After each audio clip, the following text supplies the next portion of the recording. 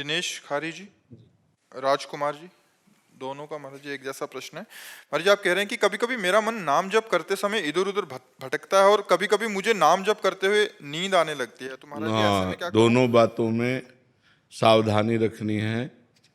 जब हमारा मन नाम को छोड़ करके जहाँ जाए वहाँ वहाँ से हटाकर नाम में लगाना है। ये सबका प्रश्न है, लगभग ये सबका प्रश्न है कि मेरा मन जब भजन में हम बैठते हैं तो भागता है। ये अर्जुन जी से लेकर बड़े बड़े साधकों का प्रश्न है। तो जहाँ जहाँ मन संसार में जाए वहाँ वहाँ से हटा करके हम नाम में लगाएं, या जहाँ जहाँ संसार में जाए वहाँ वहाँ हम भगवान को देखने की चेष्टा करें। इस वस्तु के रूप में भगवान, इस व्यक्ति के रूप में भगवान, इस स्थान के रूप में भगवान, क्योंकि भगवान के सिवा कोई नहीं है। इससे हमारा मन शांत होने लगेगा। जहाँ जहाँ जाए वहाँ से हटा के नाम में लगाना, या जहाँ जहाँ जाए वहाँ भगवान को देखना। और तीसरी बात, अगर हम कुछ नहीं कर पा रहे हैं तो नाम पर ध्यान दें। तो हमारे मन से सब कूड़ा करकट निकल रहा है, जो गंदी बातें हमारे मन में भरी थी वो सब डिलीट हो रही हैं नाम जप के द्वारा। ऐसी भावना करें तो मन निर्मल होकर, ये 3 साधन बताए, इससे मन आपका एकाग्र होने लगेगा। रही नींद की बात, तो भोजन पर ध्यान दीजिए। भोजन सात्विक होना चाहिए। प्याज, लहसुन, मांस, मदिरा, अभक्ष भोजन, ये सब अगर त्याग कर दोगे तो शतोगुणी भोजन और 6 घंटे की निद्रा। अगर आप जो नींद ले रहे हैं वो 6 घंटे तो होना चाहिए। स्वस्थ शरीर के लिए 6 घंटे आवश्यक है। तो अगर आप 10 बजे रात के सो जाएं तो 11, 12, 1, 2, 3, 4 बजे आपकी आँख खुल जानी चाहिए और फिर नींद नहीं आना चाहिए। अगर नींद आती है तो खड़े होकर भजन करना चाहिए, टहलने लगना चाहिए, ठंडा पानी रख ले मुख में, ऐसे डाल लेना चाहिए। नींद भजन में नहीं आनी चाहिए। नींद को नींद के समय में अच्छे से दे दो, 6 घंटा सोने के लिए दे दो, और इसके बाद फिर उससे लड़ाई लड़ो। फिर उसको मतलब आलस्य प्रमाद में समय नष्ट नहीं होना चाहिए। जैसे हमें बैठे नींद आ रहे तो हम खड़े हो गए, खड़े भी हमें परेशानी हुई तो हम टहल रहे हैं, पानी मुंह में डाल रहे हैं, मुंह में पानी डाल के मुंह पोंछ करके फिर हम भजन में बैठते। लड़ाई लड़नी पड़ेगी तब नींद पर विजय प्राप्त होती है। तो दोनों साधनों को देखे।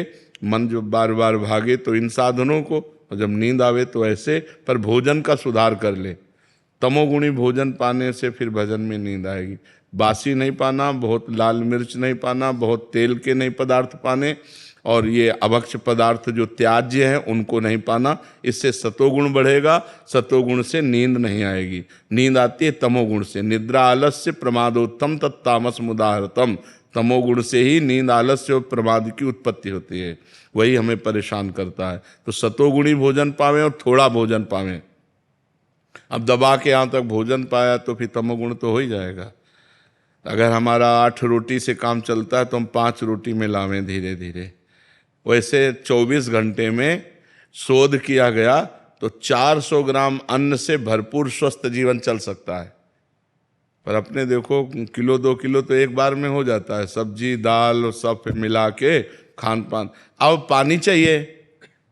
जैसे हम 1 किलो अन्न पाए तो हमें 2 किलो पानी चाहिए, उसमें डबल पानी तो हमें चाहिए ना। और फिर वायु के लिए जगह चाहिए। पेट में थे, अब पेट में दबा के अन्न ही भर लिया, फिर पानी तो ऊपर सांस फूल रही है और भजन में मन नहीं लगेगा, प्रमाद स्थिति। अल्पाहार, थोड़ा भोजन पाए, अच्छे से जल जितनी आवश्यकता है 3-4 लीटर 24 घंटे में तो जल चाहिए ही, और वायु के लिए जगह खाली रहनी चाहिए। तो साधक साधना कर सकता है। नहीं तो अब होड़ लगाकर भोजन पाने वाले हैं कि हम तो फिर भजन नहीं होगा। जिसका भोजन नीरस उसका भजन सरस, और जिसका भोजन सरस उसका भजन नीरस। पक्की बात समझ लो। भोजन में बेस्वाद पाना चाहिए।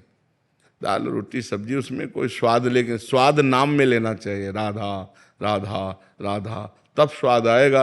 अब अभी तो भोजन और भोग यही 2 पिंड नहीं छोड़ रहे। रसेंद्री और जनेंद्री के भोग यही पिंड नहीं छोड़ रहे। तो खूब नाम बढ़ाओ आगे, धीरे धीरे ठीक हो जाएगा। श्री हरिवंश महाराज जी, आपके चरणों में कोटि कोटि प्रणाम।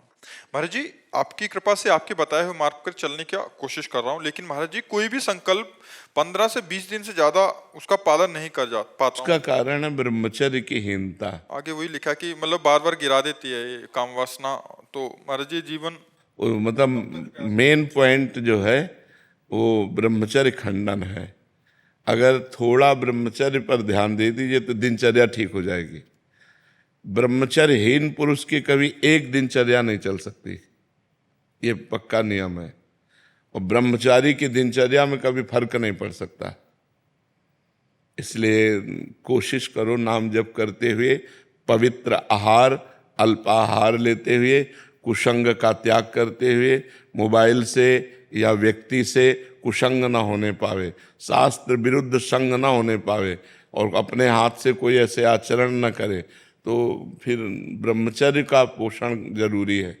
परमार्थ में चलने के लिए ब्रह्मचर्य अति आवश्यक है। यदि चाहे वो गृहस्थ ही क्यों न हो, तो गृहस्थ का मतलब थोड़ी कि रोज व्यभिचार करो, नहीं, एक उसमें भी मर्यादा है।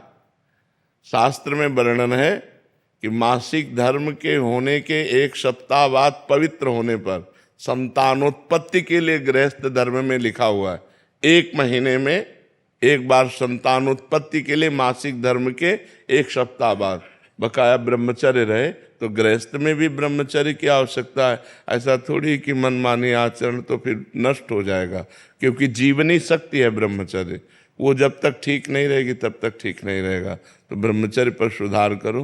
क्यों भाई? हाँ, मतलब कोशिश पूरी करते हैं महाराज जी, लेकिन 10 दिन एकदम अच्छे से रहेंगे।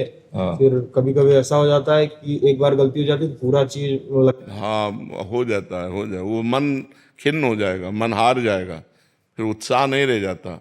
वो आपका ही नहीं, सबका होता है। तो जो हमारे उत्साह को नष्ट करे, भगवत प्राप्ति के मार्ग में उत्साहहीनता पैदा कर दे, उसके प्रति तो बुरा भाव आना चाहिए ना। धिक्कार है हमारे जीवन को, जो मैं ऐसे गिर जाता हूँ, अब नहीं गिरूंगा, फिर चलो, फिर अगर गिर जाओ तो फिर अंदर से क्लेशित हो, फिर तो एक दिन आप ऐसा आएगा क्रॉस कर जाओगे। और अगर आप हार गए तो फिर परमार्थ से भ्रष्ट कर देगा। जब हमसे गलती हो जाती है तो सीधा हमारे परमार्थ पे अटैक होता है। जो हमारी साधना चल रही होती है वो शिथिल हो जाती है कि यार अब क्या करें, अब तो फेल हो गए। नहीं, हम फिर कमर कसें, फिर आगे बढ़ें। 1000 बार फेल हो जाए तो 1000 बार हम प्रयास करें। ये मनुष्य जीवन को हम व्यर्थ नहीं जाने देंगे, हम इसे भगवान की प्राप्ति करा के ही रहेंगे। समझ रहे हो ना? हारो मत। जब आपका साधन आगे बढ़ जाएगा तो ये सब प्रपंच छूट जाएगा। अभी साधन ही लड़खड़ा रहा है, बार बार साधन टूट रहा है। 10-5 वर्ष एक रस साधन चल जाए, वही सिद्ध हो जाएगा। तो आप थोड़ी मेहनत करो, थोड़ी हिम्मत करो, थोड़ी लड़ाई लड़ो मन से, तभी आप जीत पाओगे। और नाम जप करते रहो। नाम जप करते हो? हाँ, नाम जप करते रहो और लड़ाई लड़ते रहो। ये लड़ाई है बहुत बड़ी लड़ाई, पूरे विश्व को चौपट किए यही मन, पूरे विश्व को चौपट किए। मनमानी आचरण भोग बस इसी में लगाए हुए। परमार्थ ऐसे चढ़ाई और पतन ऐसे है। तो चाहे जैसे जल को छोड़ो तो नीचे की तरफ सद से चला जाएगा, लेकिन ऊपर की तरफ चढ़ाना है तो यंत्र की जरूरत पड़ेगी। ऐसे ही मन को छोड़ो, भोगों में चला जाएगा, लेकिन ऊपर चढ़ाना है तो नाम और मंत्र की जरूरत पड़ेगी। जितना नाम और मंत्र जप करोगे उतना ही मन ऊर्ध्वगामी होगा, और जितना आप छोड़ दोगे उतना ही अधोगामी हो जाएगा। इसलिए खूब नाम मंत्र जप करो, और शास्त्र के अनुसार जो निषेध है उसका संग मत करो। पराई बहन बेटी का संग मत करो, मोबाइल से गंदी बातें मत देखो, गंदे लोगों का संग मत करो, गंदे विचारों को अंदर जब आए तो उनको काटो नाम जप के द्वारा, कोई गंदी क्रिया ना होने पावे, तब जाकर हम आगे परमार्थ में बढ़ते हैं। महाराज जी नाम जप करते करते कब नाम छूट जाता है और कब गलत चीज में लग जाते हैं महाराज जी, इसका पता नहीं। हाँ, एकाग्रता भी समझ नहीं पाई ना, नहीं तो 1 सेकंड की भी हरकत को पता चल जाता है मन की। जब आप एकाग्र होंगे ना, अंतर्मुख होंगे, तो 1 सेकंड के हरकत मन गया। अभी प्रमाद स्थिति है, इसलिए अभी मलिनता है, इसलिए पकड़ नहीं पाते हो, और नाम बढ़ाओ।